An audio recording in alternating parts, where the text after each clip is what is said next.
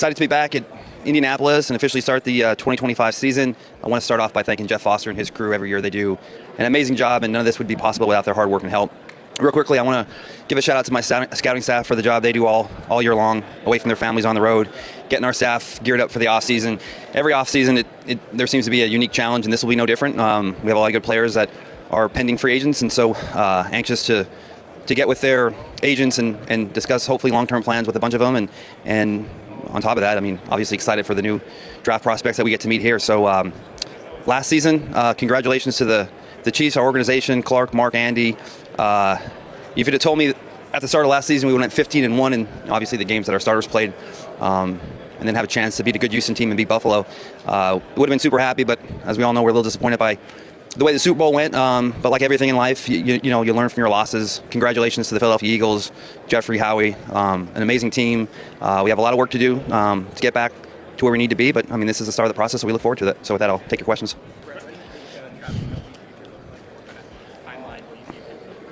Yeah, I'm not sure how Coach answered that. How we left at the end of the season is that he was fired up. He has one more year under contract, and still think he has that fire and desire to play. And as far as I'm concerned, there is no deadline. I think we left it as he'd be back, and we're excited to get him back and get him going.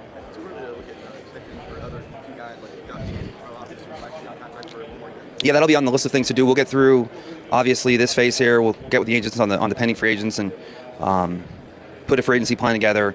And then I would anticipate getting through the draft and then having the summer to work with. But certainly those are two really good players, and I'd like to get those guys hopefully done if possible. But we'll certainly have dialogue if not before the draft, right after the draft.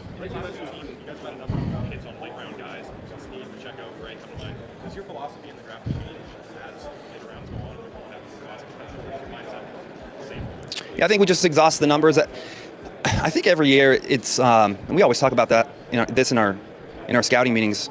For the most part, I mean, you look at the draft, and pretty much from every team from 1 down to 32, I mean, they're going to have the top 30, 40, 50 guys. They're all going to be the same. And then as the rounds go on, there'll be a big discrepancy. And so that when you do get to the 5th, 6th, 7th rounds, I mean, there'll be guys that we draft in the 5th that other teams don't even have on their board, and vice versa. There'll be guys that we draft that other teams don't have on their board. So I think that the window to capitalize on hidden talent is bigger. Again, I think all the names are the same the first 2 or 3 rounds, but once you get into the later rounds, it's how much tape work you're digging on and the vision, and this is why I think we do a good job of kind of trimming the fat and really narrowing the guys we like in those late rounds and going over all those names with the coaches. I think we have a pretty good process, but really it's just a matter of the time spent. And I think the additional time that we spent, I think, really has paid off the last few years.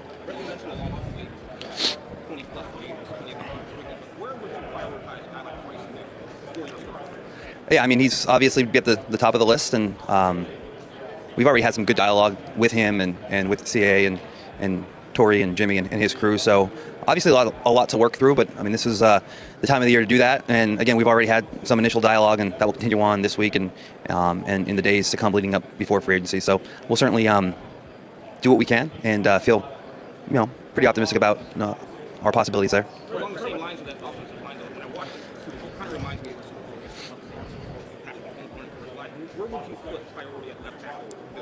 I think like every offseason, I don't want to speak for all the teams. I think every offseason it's offensive line, defensive line. I mean, you got to get a quarterback, right? And so we have one, and we're blessed to have one. But I think if you look at how we've handled the offseasons, whether it was a Joe Tooney or trading for a Brown or a Taylor or Frank Clark or Chris Jones, I mean, it's Mike Dana last year. I mean, we're always investing in the offensive and defensive lines. It's just some years you have more numbers to work with than others, and that would probably be a similar challenge this year, and it's just coming up with some different, unique plans. But I think our priority is always on the fronts first, and this will be no different.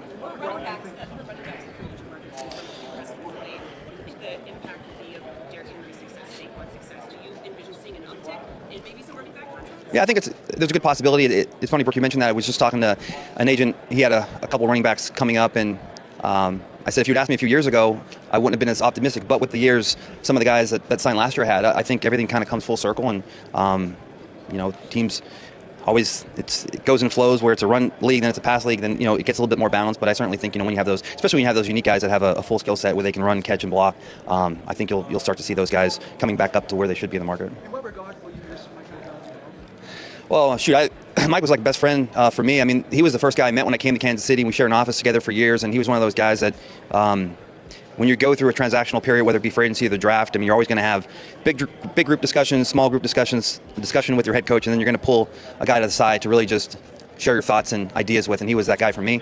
So I'm going to miss that, and I'm sure we'll still have some of those dialogues now when we're both vying for a same position or a same need. Maybe we won't be as forthcoming with each other, but he's a great guy. I'm really happy for him and his family, and I think he'll do some really good things there in Tennessee. One of the things that interesting about you guys have had the last couple of years, other than great success, Patrick Mahomes, his average depth of the target has gone down year after year. Last year, he was like 41st of 43 quarterbacks. Is that a function of just lack of personnel, injuries this year, receiver? How do you feel like you're trying to address that since he's not doing a lot of that? What was in the average depth of the target? Okay. Yeah. The last couple of years, but kind of bottomed out this year. Is that a personnel thing to you? Is it an injury thing? How do you try to address it so he's not? Yeah, no, I think it's a combination of everything, and I think we again approach every offseason where we want to get him not overthinking. He's grown and developed so much where Coach Nagy and I talk about this, where he knows maybe too much at this point, where he's seeing things that maybe defenses don't even do now because he's that far advanced. But I think it just comes down to settling his feet and him trusting the protection up front, and that's a continual point of emphasis for us, and that's why we always make it a priority to invest in the lines, and I think we'll have that approach. It's just it becomes more difficult, and that's why the league is so great. I mean, the more you win, the harder it's supposed to be, and so when you have a bunch of guys that are at the top of the market for their position, and then you have to pick last or close to last every year, it becomes really challenging. So you just have to kind of think outside the box and put some creative plans together, and we've been able to do that in different areas, different positions, and that's where the focus will be. Just continue to have him play confident behind the pocket, and we'll certainly always look to add weapons. And the last 2 years we've added 2 great receivers. It was a shame Rasheed got hurt because I think he had a chance to be a top 10 receiver, and then the progress Worthy made last year. I think those guys will be a dynamic combination, and we'll see if we can get Hollywood back. But again, receiver will be a position too that we'll never shy away from. Maybe similar to the free agents with as far as running backs. There's a couple projected to go in the first round this year. Do you think that's a byproduct of the strength of this running back class, or the way that offenses are trending in general? I think it's a combination of both. Obviously, the Boise State kid, I think when you have tape that is that dominant, and when you have a skill set that performs at the level he did week in and week out, anytime you watch a player and the projection is easy, you feel more comfortable in investing. And again, when you put out tape at that high a level, you're always going to come into play. But I think it's a combination of both. And I think that this is a deep running back class. I think that's the one position offensively. I think it's deep running back. In general, I think it's more of a defensive draft. I think that the talent is on the defensive line and the corners, and I think it's a solid linebacking crew. So, but again, I think, and also teams are, you need more than one. I mean, it's a long season, and you have to have a good tandem there. And you saw the Niners the last few years when they were operating at their peak. I mean, they had the guys like, the young undrafted free agent with McCaffrey with Elijah Mitchell. I mean, they've had a tandem there for a while. So I think having multiple running backs is a trend too that could elevate where those guys go. You've had a lot of success in drafting late round running backs. Is that because there's not a lot of experience in the position, or are you just hitting on gems? I think it's because, again, going back to generally the philosophy of most teams, you're going to have O-line, D-linemen that maybe they don't have the best tape, but they have qualities to work with, and they're going to go higher. I mean, you could have a lineman that maybe has played a limited amount, but I mean, they have the size, the length, the athletic ability to work with. I mean, those guys probably go ahead of running backs that have rushed for 1,000 yards for 3 years. So what happens is you get guys like that logjam late in the draft, and you have a lot of these guys, and it's a matter of working through all the names and then finding the fit to make sure he fits what we do offensively. And I think that's what we did with Isaiah. It's just corners, tackles, defensive linemen. Those guys are going to go, when their tape's good, they go high, and when their tape's average, they're still going to go in the middle rounds. Whereas the running backs, I mean, you can have a running back that rushes for 1,000 yards for 3 years and still go in the 6th or 7th round. So I think that's typically why there's more of a likelihood of hitting on running backs late in the draft.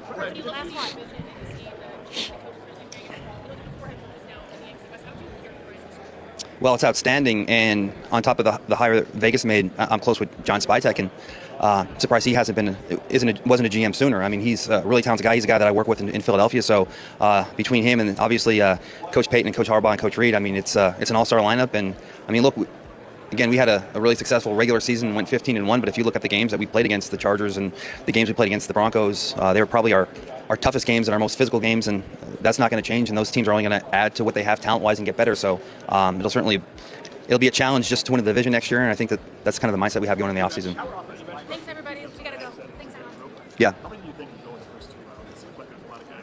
Oh, shoot. All right, Chiefs Kingdom. The 2025 season is officially here. The NFL Combine has kicked off, and with it, the road to another championship run begins. But before we dive into what's ahead, let's take a moment to appreciate the hard work behind the scenes. Brett Veach and his scouting team have been grinding all year, traveling, evaluating talent, and preparing to build the best possible roster. Their efforts will shape the future of the team, and the Combine is the first big step. It's where we get a glimpse of the next wave of NFL stars, some of whom could be wearing Chiefs red very soon.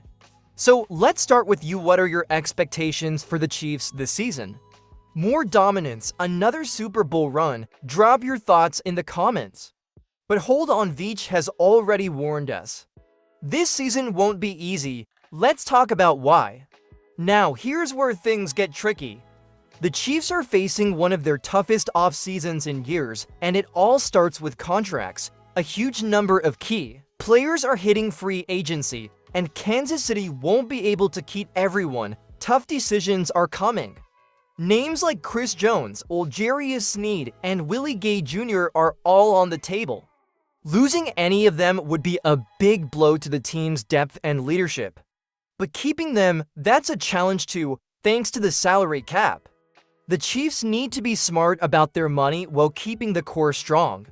And then there's the draft. Veach will have to find impact players at a bargain price. The Chiefs have done it before. Just look at Trent McDuffie, George Karlaftis, and Isaiah Pacheco. Can they do it again? So, let me ask you, which player should the Chiefs prioritize in free agency?